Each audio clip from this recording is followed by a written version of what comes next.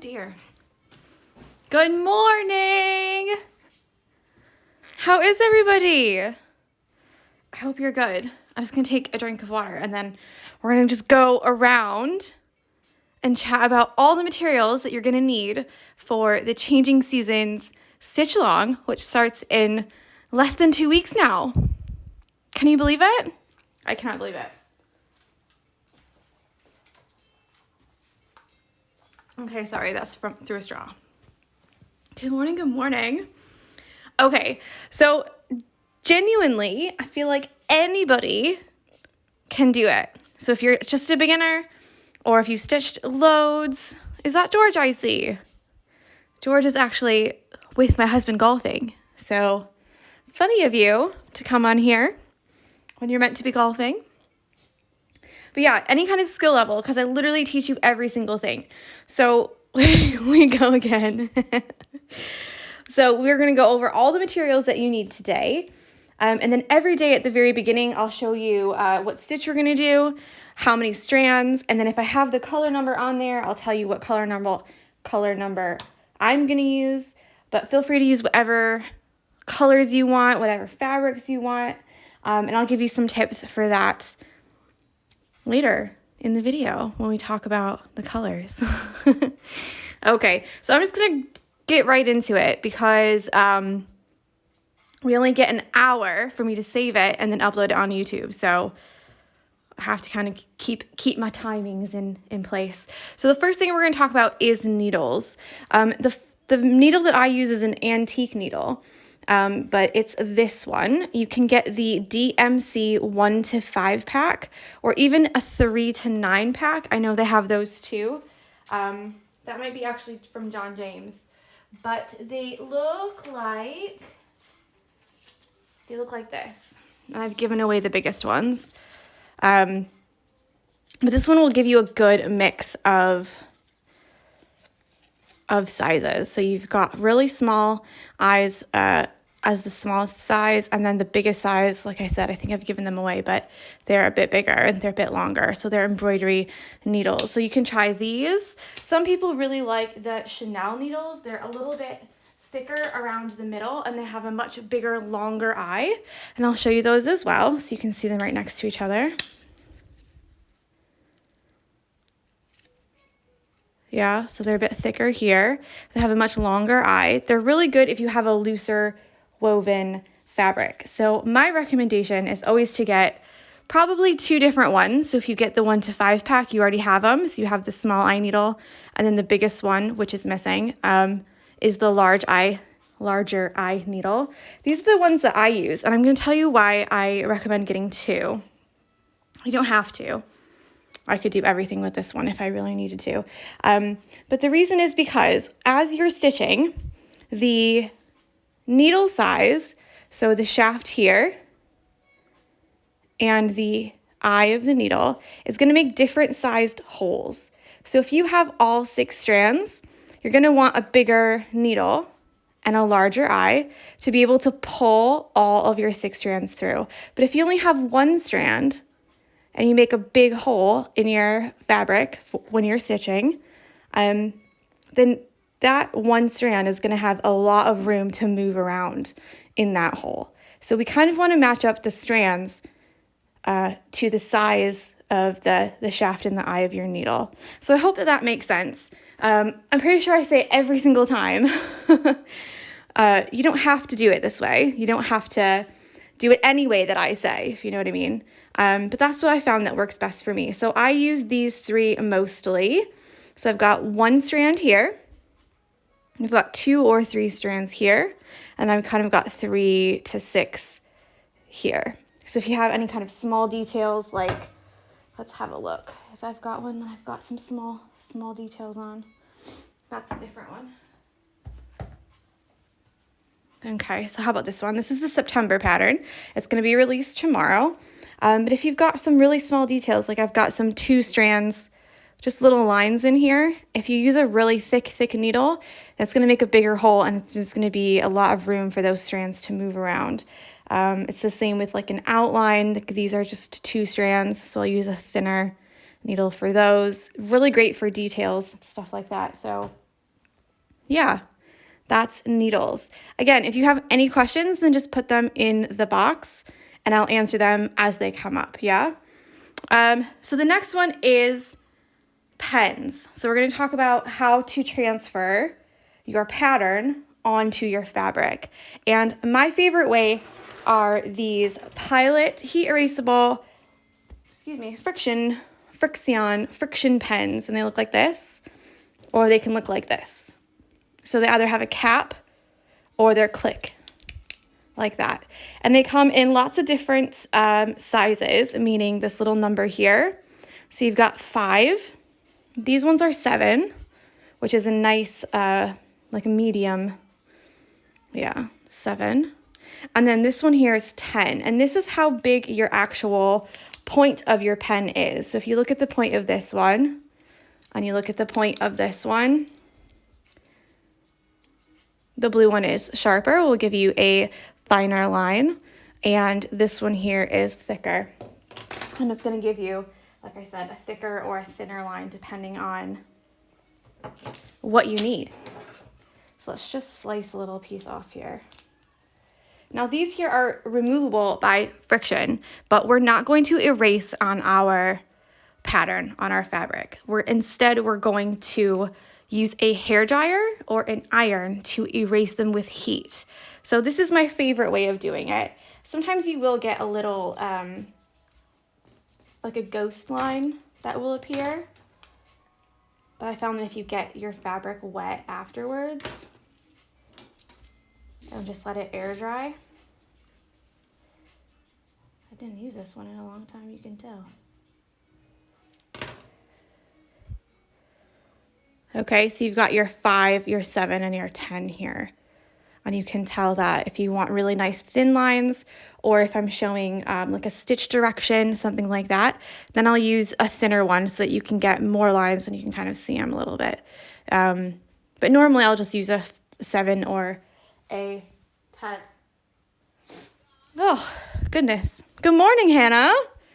Jess bought a new hoop and a bunch of new autumn threads, and she's so excited. Oh, that's so fun. I'm like super, super excited. You can tell because I'm talking so fast. I'm like, oh my gosh, I just want to get through everything. It's so fun. So yeah, so this is my favorite way. I don't have my hairdryer downstairs. It's upstairs.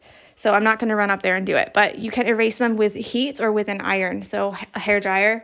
You can also heat up like a little teaspoon or a little knife on your stove. I mean, not recommended. But if you just want to erase a little bit, that's always helpful too. The other things that you can use are obviously a pencil. So obviously the pros of a pencil is that everybody has a pencil in their house. You can get them. The cons is that you can't really erase it on the fabric. So you have to make sure that, one, when you're drawing, you tracing the pattern onto the fabric, you aren't drawing like this. Yeah. You want to try and get a really nice straight line and just have it one pass because you're going to really want to cover that up. If you can't erase it, then they'll be showing. Yeah. So some people swear by pencils and they loved using a pencil to transfer their pattern. I don't, because I don't like seeing the lines. So that's why I like the heat erasable pens. There's 2 other ways. This is an air dry disappearing ink pen. So it dries by just the air. Just disappears. So I probably wouldn't recommend it for this one unless you want to redraw it like every single day, because it will just erase with the air. So it's great if you're just gonna bang it out, you know, like draw a really quick thing, stitch it all up in one go and you're done. But for us, I probably would leave that one. And the last one are these Keurig water erasable pens. These ones erase with water. So you guessed it, it's water. And yeah, I've seen them in, I think, blue, green, purple.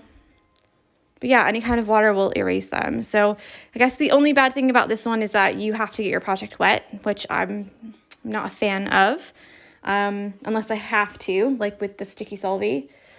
There's one more thing. Oh, if you don't get it wet, meaning like sometimes I've just like sprayed it a little bit and been like, oh, that's fine. You'll get a watermark around the outside edge. So obviously my favorites are the Pilot Heat Erasable friction pins. Not sponsored. Actually, an embroidery artist that I know actually spoke to them about being sponsored, and they were like, no, because we don't recommend using it on fabric. So you heard it from them. But everybody I know uses them. And I think they work fine. I know someone else said that you can take a little bit of rubbing alcohol. I know it's like hard to find here in the UK, but you can also take rubbing alcohol and erase any of the ghost lines there that way. So moving along, as I'm speaking like 1,000 miles a minute, you're also going to need a pair of scissors. So you don't need any fancy embroidery scissors like these. You can use just regular kitchen scissors if that's all that you've got. You don't have to spend a lot of money on this, okay? So I like these ones.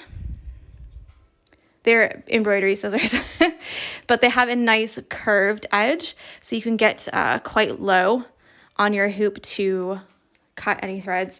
You can also get these nice fancy ones. These are the ones from a place called Warm Crochet. Very beautiful. You can get the regular stork scissors. You could just get regular kitchen scissors, you know? It doesn't have to be, you don't have to spend a lot of money for this.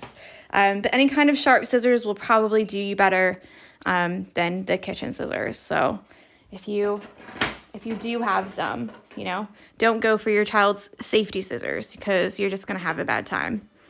Okay, next we've got fabric. So for this one, you can pretty much use anything you want, okay? So I've got the cutout version here, and then this is the cut version. So when you go to print your pattern so that we can put it on the fabric, you want to make sure it prints out at 100%. And this is what I mean by that. Let's just turn this down for a minute, because I already have it up on my computer. Look who came prepared. Okay, so if you ordered from Etsy, you have 2 or 3 different files. If you ordered from my website, then you only have just the one, everything's together. And the reason for that is because Etsy limits the size of your downloads. So you have to make every single file really small. And if I make the file small on Etsy and put them all together, then all of this becomes like scrambled up. So that's why I've got to separate them on Etsy. I know a couple people have asked about that. So this is what you need to do. So you've got your pattern here. So obviously I have a Mac, so it might be a little bit different if you've got a different, like a what's the other one? Like an HP, whatever. So you go to print. And a lot of times with these, I don't know, I'm going to pull up closer to you, okay? But a lot of times with these, here, can you see the default says 90? So it's automatically on scale to fit. And it says print entire image, and it's at 90%. So you want to, no, we don't want that, okay? So we're gonna go and just do scale, and you're gonna change that to 100. So that's gonna make every single page be exactly the same size as I put it in the PDF. Does that make sense? So even though it's just a little bit, if I change this back to 90, it's just a little bit smaller, which means it's not going to fit in the hoop exactly how I've sized it. So if you print yours out and they're just a little bit smaller, so let's just print one like this. Oops, not that one. From 2. We'll just print this really quick, and then you can see how small it comes out. And it's not a big deal. Do you know what I mean? If it's a little bit smaller, then it's fine, because you can just take the things that are on the edge and just extend them to the edge. So it's not like you're going to have a bad time, okay? It's just that you might have to ad-lib a little bit, whereas everyone else will just have theirs exactly to the edge. So let's see if that's going to actually print. Okay, but what you're going to get is something like this. So what you need to do in order to figure out which fabric that you want is first think of the kind of look that you want, okay? I like just a regular white cotton, easy peasy. I buy it by the shed loads because I use it all the time. I use it for like everything. You'll see it's like a tighter woven fabric. So if you look at the weave of the fabric, the warp and the weft going up and down, it's a little bit tighter, whereas things like linen, see how you can see through that a little bit? It's a little bit looser. So this is a green linen or a white cotton. So if you are in America, you can look at, oh, I didn't want the label writer. That's why, guys. But if you're in America, you can go to Joann Fabrics, and there's kind of two choices that you can get. You can either get Kona Cotton, which is a little bit more expensive, but very nice quality. It's a little bit thicker. Okay, 90%. Oh, so this one already says 96%.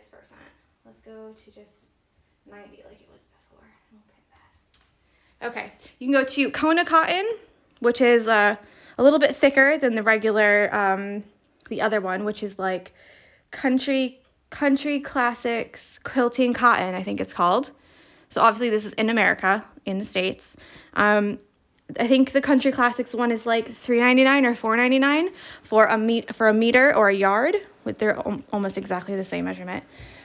Whereas the Kona Cotton, I think, is like $9.99 for a meter or yard, or sometimes even $12.99 US dollars. If you are in England, I get mine from a small fabric shop that's close to me, but they're not online, so I actually can't recommend anything for that. But there's lots of fabric shops. Ow. Banged my head. There's lots of fabric shops online that you can have a look at and do the Kona Cotton, or even just like a regular colored quilting fabric, because the quilting fabrics are normally a really good weight for it. So I've just printed that out at 90%. And do you see how it's a little bit smaller at 90%? Whereas if I do it at 100%, it's exactly the right size. So make sure that you're printing at 100. That's my number one top tip. So obviously it's not that big of a deal. It's not that much different. Okay, it's just that you're gonna have to extend these lines so that the scarf goes all the way off and the blanket at the top also goes all the way off. Okay? Okay, and then let's actually put that away so that I don't, I'll use it as scrap paper later. Okay, so back to fabric. As far as kinds of fabric, I like a natural calico would be really nice. You can see the color compared to white. So it's just like an off-white, natural, unbleached cotton. It's still cotton. It's just a different color. A linen would be really nice if you like to have that kind of rustic feel to it, because you can really see the warp and the weft of it. Linen can be quite expensive as well, though, so there's that. The other thing is that you don't have to get a full yard or a full meter. A lot of places have minimums, meaning that you have to at least get X amount off the bolt instead of buying a whole yard or a whole meter. Sometimes you can just get like a fourth, which is a fourth of 3 feet. So it just depends on what you like. A lot of people say, well, what color fabric should I get? And for that, I would pick your threads first and then do your fabric after.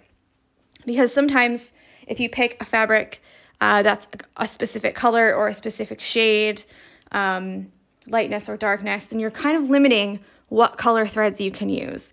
Okay, so what I mean by that is that I've got the plant sanctuary one here. And obviously I've used the same green linen. And I had to be really careful about what colors I picked, because even the floor is like really similar in tone to the fabric. So it almost like disappears a little bit. So sometimes if you think, oh, I've got this really great like dark red, if you use dark red, it would look beautiful, but you really have to think about what colors you want everything else first. And then it'll be way easier to kind of make your decision for that. And the easiest way that I've done picking colors is to do it like this. Pick out a bunch of colors that you like that kind of all go together. So I've picked mostly darker colors, which means that my fabric's probably going to be light, because if I put a bunch of dark colors on here, you're not going to be able to see them so well. Okay, do they go together? Yes. Does it look okay? Yes. But I'm going to do all that stitching, and then you're not going to be able to see any of the stitches. Whereas if I used a lighter kind of mix, they're going to really pop off my fabric. Okay, do you see what I mean?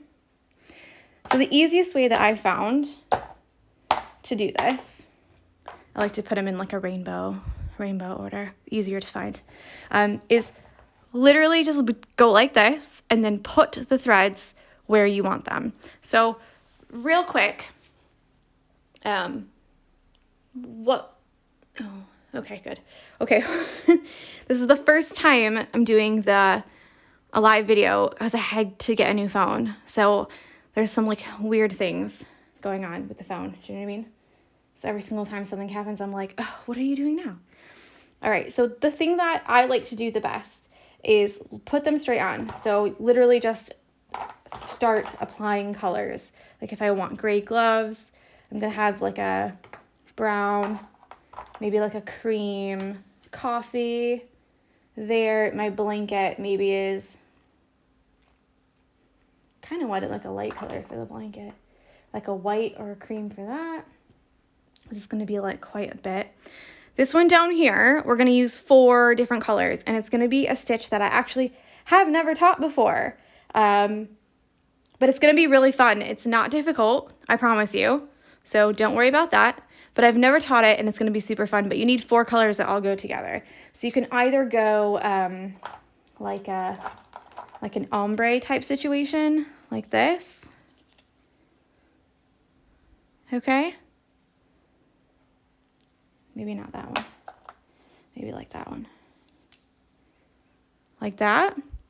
Or you can just pick 4 colors that you like together. So maybe instead of this one, I'll pick a green and pick a purple. You just have to have them all go together. So it's going to end up looking like a plaid. Okay? But we just need you need 4 colors. So pick your 4 colors for that. So let's just, for time's sake, do this. We'll put those there. And then we need a pumpkin color. That could be orange. It could be like a light pink. It could be a blue. Isn't there a color, like a safe color, like a teal pumpkin or something? Isn't that a thing in the States? If you've got a teal pumpkin, then you can take people. What is it? Is it like for like autistic people or like a safe space or something? I know in the States something about teal pumpkin for sure. So the other thing we need is the book, the outside of the edge of the book. So maybe like a dark blue for that. We've got leaves up here at the top. Good morning, Mel. Maybe some autumnal colors. And we've got flowers over here. Obviously acorns. We can kind of reuse some of the colors as well so that we're not using so many new colors. Let's get a nice rich green. And then maybe a pink for one, a yellow for one, maybe a purple for one. Okay, so after you've done nut-free, that's what it is maybe. Google says the teal pumpkin is for food allergies. That's so good to know. I knew it was for something. I didn't know if it was like a safe place for like autistic people, if you have like a child with disabilities, but actually food allergies sounds more appropriate since it's Halloween. So there you go. Because everyone does the pumpkins, for trick-or-treating and stuff.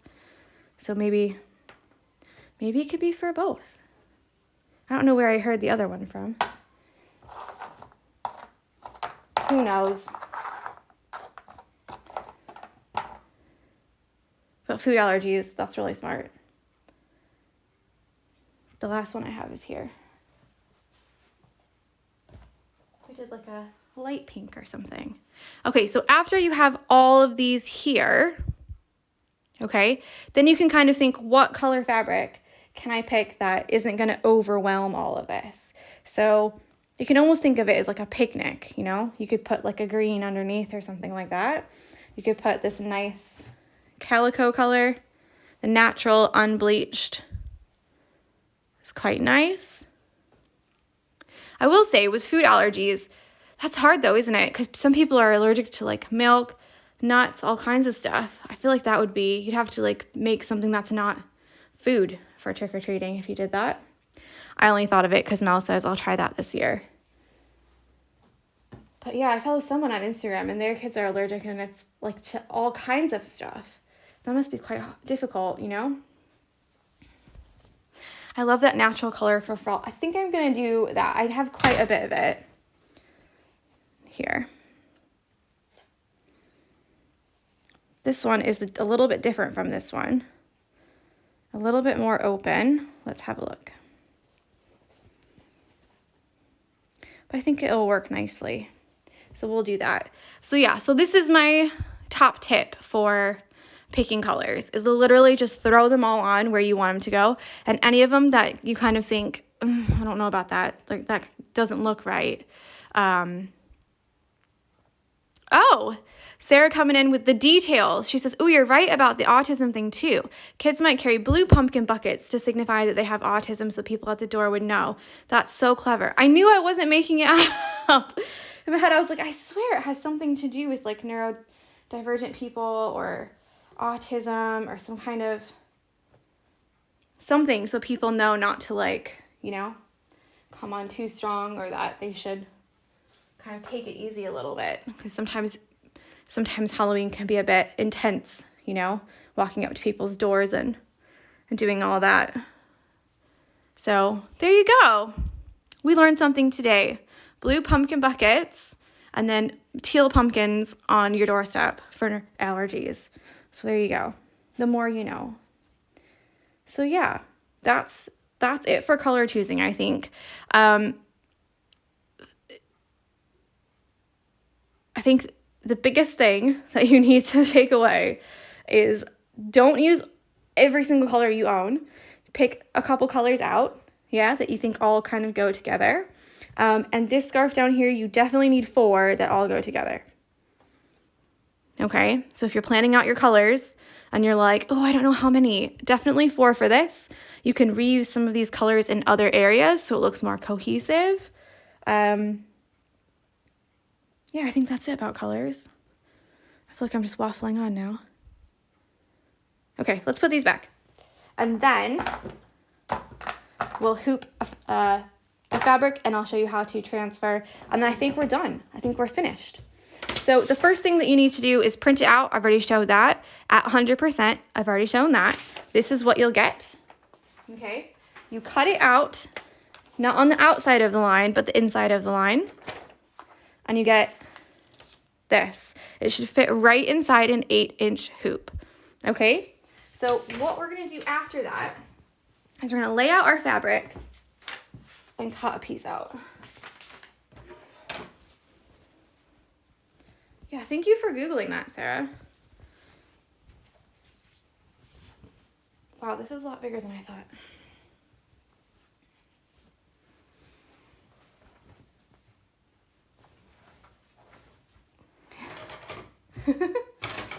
Gosh, it's huge. Okay, there we go. So what I like to do is just put this in the middle like this, okay? And I just like to cut around it about 2 or 3 inches. Now, how much you cut and how big of a piece of fabric that you choose depends on what you're going to do with it. Some people like to make banners or put it on like a backpack or something like that. So if you're going to do something else, like not leave it in the hoop, then you need to plan that out right now. Okay, so if you're gonna stitch the whole thing and then take it out of the hoop and make it into a banner, you need to have your banner size now. Because once you've stitched it and you've cut all this out into a circle, you can't really do anything else with it. So have a think about what you actually want to do with your embroidery when you're done. You can frame it if you want to frame it. Pick a frame that fits. Obviously this is a circle, that's 8 inches. So if you wanted to do like an 8-inch frame, that's a square or a rectangle, or a 10-inch frame or a 10 by 12 or something, cut that out bigger than you want it so that you can wrap the edges around.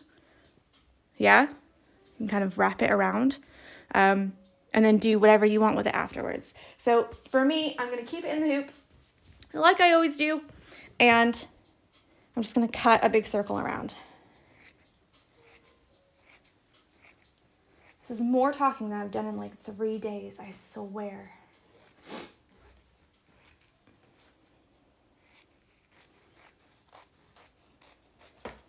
You can use regular fabric scissors, or you can use like pinking shears, which are the scissors that have the zigzag. Instead of a straight edge, they're a zigzag, and that will help to stop the fraying. This fabric frays a lot, but I still haven't sharpened my pinking shears yet, so there you go. Let's just throw this on the table over here for now. Okay, and this is what you're left with. So the first thing that you're going to want to do, or that I like to do, is I like to tighten the hoop all the way and see if there's any big gaps. Now I don't think this one has any gaps except for at the top here. Okay, and this is what I mean by gaps. So you've got your inner hoop and your outer hoop. And I like to just have a look and see if there's any gaps at all. If there are gaps, then I like to wrap the hoop. So Mel's just asked, have you bound that hoop yet? And that's the jungle stitch-along hoop. And no, I haven't. It's sat right where we left it from before. So here's the one that I bound before. And someone's called me, sorry. I hope that the video still saves. We'll see. But you just take a strip of fabric, so about 1 inch or 1.5 inches. It doesn't have to be very, very thick, but it has to be quite long. And you can tell I used 2 pieces here. Okay? And you take them apart and you wrap the inside. And this is going to help if you've got a really thin fabric or if you've got gaps in your hoop. So for mine, I think the gap was mostly around here. You can also add tape like I have. One to finish your, like to close it up, because obviously when you're all done wrapping it all the way around, you need to close it somehow. But yeah, you can also just try and use tape if you don't want to bind the whole thing. I'm trying to think, who is that person that could have called me, because I don't really talk to anybody. So if you know you've only got like from here to here, you can just tape that bit, okay? Some people like to stitch on 2 pieces of fabric. I've tried it and I absolutely hate it. So that's just me. And what I mean by that is they'll layer the fabric up. So they'll put a piece of fabric like this, and they'll put another piece of fabric, the same size, obviously, on top of it, okay? And then put both of these on their hoop like this. And some people really, really love that. So you need to tighten the top one and you have to tighten the bottom one. Yeah, not for me. I don't like it. If you have a particularly see-through fabric, there's other ways of making it so that you can't see through it. So that's not I don't like that. Not my favorite. So what you're going to do is take them apart after you've cut your fabric. Okay, and you're going to put this one over the top. And I like to keep it so that the warp and the weft are up and down and left to right. Okay, so let's see if can you see the lines here? They go up and down and side to side. So not like this, where they would be on an angle like that. And we're just going to tighten it halfway and then pull. I put it up against my stomach, so I'm like leaning forward quite far. I like to put it up against my stomach and pull this fabric all the way around, and you can totally see where it's wrinkled here, and as I pull it, it pulls the wrinkles out. I wonder if it's the carpet guy, actually. I said I was going to come get samples today. Okay, now after you do that, I know I'm like really pushing it out, baby bump.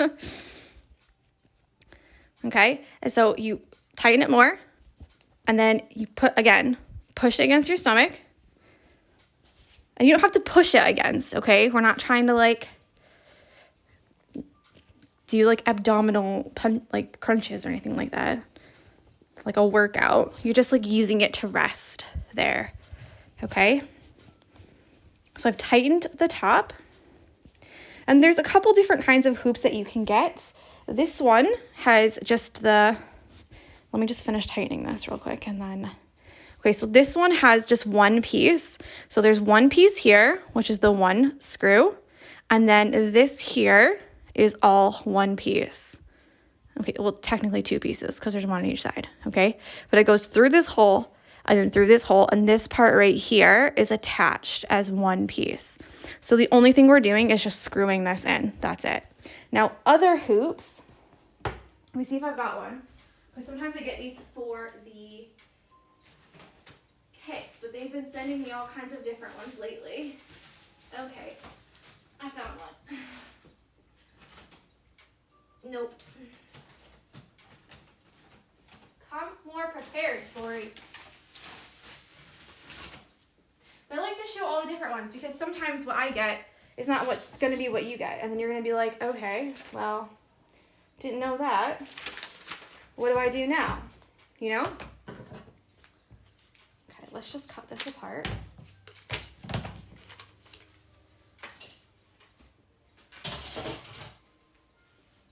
So sometimes what you get looks like this. This is a separate little screw. So when you unscrew it,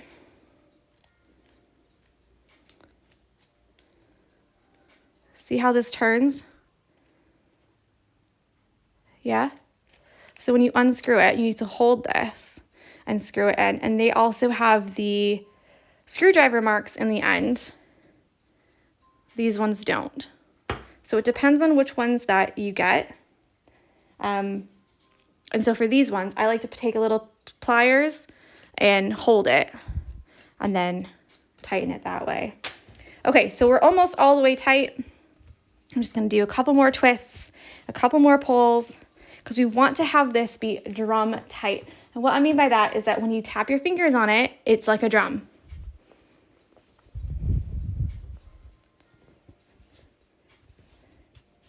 Now, if you have a hoop that's really, really loose at this stage and you think, oh, it'll be okay, you need to check yourself, all right? You need to stop what you're doing and take this fabric out and wrap your hoop or add another layer of fabric or put some tape exactly where it's loose.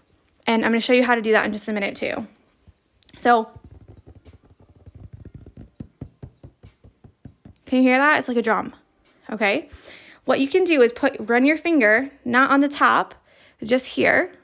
And if you see any areas that go down really far, like that's just a little bit, it wouldn't bother me too much. Okay, what you can do, just here, on the inner hoop, let's just get my pencil, between here and here, all right, is just wrap that area with a little bit of tape, fill it in. Okay. Everywhere else seems good, so I would probably just leave that. All right. Again, if you have any questions, pop them in the box and I'm happy to answer. Okay. This is the fun part now, is transferring your pattern onto your hoop. Okay. The easiest way is to get some sticky solvy, print it out. Looks like this. Printable fabric solvy. It dissolves in the water. You can print your pattern right on to it, run it through your printer. It kind of looks like that, and you can stitch right on it. It's not my favorite way, but if you've got dark fabric, it's perfect because you've got your pattern on there, and all you need to do is wash it away with a warm water, not hot water, warm water, okay? And all of it goes away. So that's one way. The second way is you're gonna take your pattern, you've already cut it out, yeah? And you're gonna put it right behind. I like to line it up how I want it, because if you put it in like this and you trace it like this, you're gonna have to stitch it like that. So however you want it to look, that's how you're gonna put it in, okay? I like to take blue tack, it's just regular blue tack. You know, the stuff you use to like hang stuff up on the walls. Same stuff. You're gonna push it into the paper and into the hoop like that. So you're gonna want it in two places.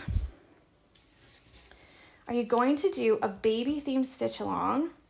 Probably not a stitch along, only because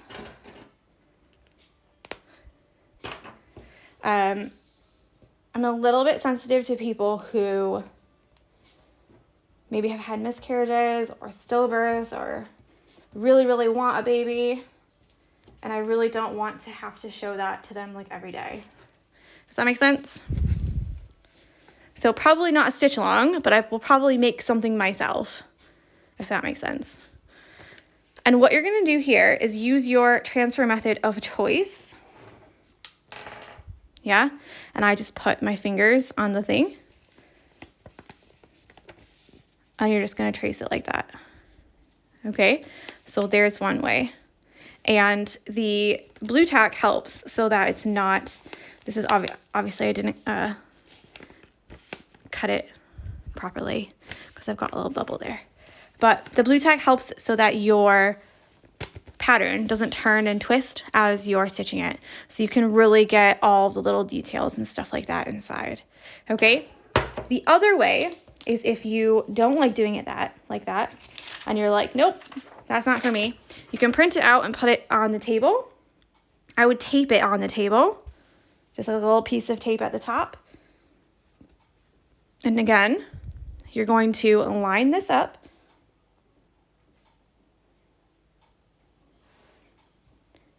All right, and then you can trace it right from the table on top of there. Okay, that's the second way.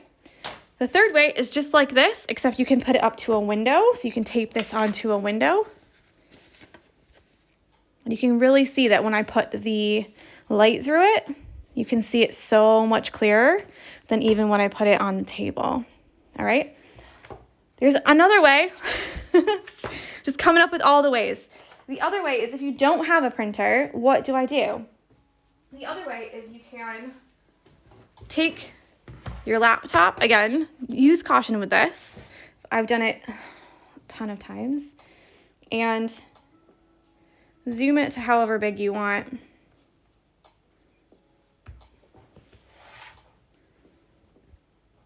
And you can trace it on there like that. That's obviously way too big.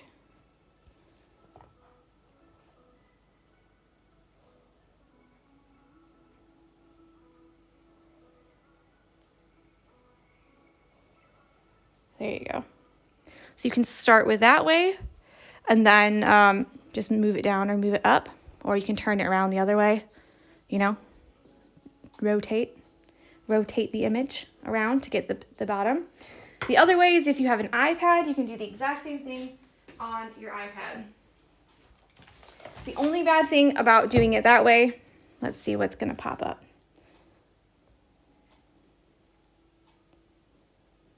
Is that you're gonna end up with your actual pattern on the inside of your hoop. Now, some people flip it and reverse it. Yeah.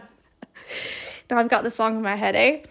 So what I like to do when I'm stitching, and if I'm not using my hoop stand, is I like to hold my hoop like this. So I've got my thumb here as I'm stitching. you can see it like this, and all my fingers go on the inside edge. So if I had my pattern on the inside, that wouldn't help me. So I need to flip my fabric over and re-hoop the image. So it just depends on how you like to do it, but there's at least 4 ways that I've shown you. So again, this is the same. You'll just do the middle part first, and then just move it over, and then do the other parts, okay? Yeah, just make sure that if you're in a dark room, then it's brighter, because I've got the light on, and I've got skylights, and I've got a big double door there, so I've got a lot of light here. I could still trace that really easily though. So I hope that's useful. And it just depends on how you want to do it. So yeah, I'm excited for this one because I'm going to be teaching some fun stitches. I do have some backup stitches if they don't quite work out. So I'll probably end up doing a little sample hoop in the next couple weeks just to kind of see if they work or not. Mel, one of them might be the stitch that you sent me like a month ago. So we have that to look forward to. But yeah, so this is what it is. I'm pretty sure that's all I've got. As always, just try your best, just do your best. If this is your first time stitching, you can absolutely 100% do it. Like 100%. We go really, really slowly. I teach every single stitch at the very beginning. So even if it's a stitch I've taught for every single stitch along, I still teach it like I've done it the first time, So I try and do all the tips and tricks. I go step by step. Don't compare yourself to someone else who's been stitching for 10 years because I'm sorry, honey, it's probably not going to look the same. Okay. Like I'm a great teacher, but I'm not a miracle worker. Everybody has to start somewhere. So as long as you're trying your best and you're listening to the instructions and you're like, I'm going to do it, then do it. And if you ever find that it's becoming too much for you or you're not enjoying it as much, then take a break because it's not meant to be like a stressful, like I'm going to compare myself to other people type situation. It's meant to be a time where you can just like chill with your friends. We're all friends here, okay? And like do a little bit of stitching. And that's pretty much it, So if you ever find like it's getting too much for you, or if you're like, oh, she's doing it better, or oh, he stitched it like this, or oh, I should have thought about that, and it's like really, really getting to you, then that's a sign that you need to kind of put it down and take a bit of a break because it's meant to be enjoyable. It's meant to be relaxing and fun, and the community is like so amazing. So yeah, just be a little bit mindful, And the other thing is, don't worry if you fall behind. I get that a lot is, oh, I'm so behind, or oh, it's Monday and I haven't even done last week. It's fine. All the videos are saved. I know I've been a little bit slow at getting them onto YouTube, but they will all go onto YouTube, I promise. They're all on IGTV as well. What else? There's something else. Should have written this stuff down, Oh, if you can, go to the hashtag, the Barmy Fox SAL. If anyone can type that in the comments if you know what I'm talking about. So it's just the hashtag sign, the Barmy Fox, like my username, and then SAL. It's stitchalong, SAL. And that's where we put everything on the hashtag. So I'll share all the stories that you tag me in. Thank you so much, Hannah. And if you put anything on your grid, so meaning the actual, like when you go to the Barmy Fox and you see all the pictures, if you put anything there and post it, any progress photos, they'll all show up on the Barmy Fox SAL. I don't know why I'm having other people do that when I could just do it myself. You guys are so amazing though. And like and comment on other people's, leave me alone. Leave me alone.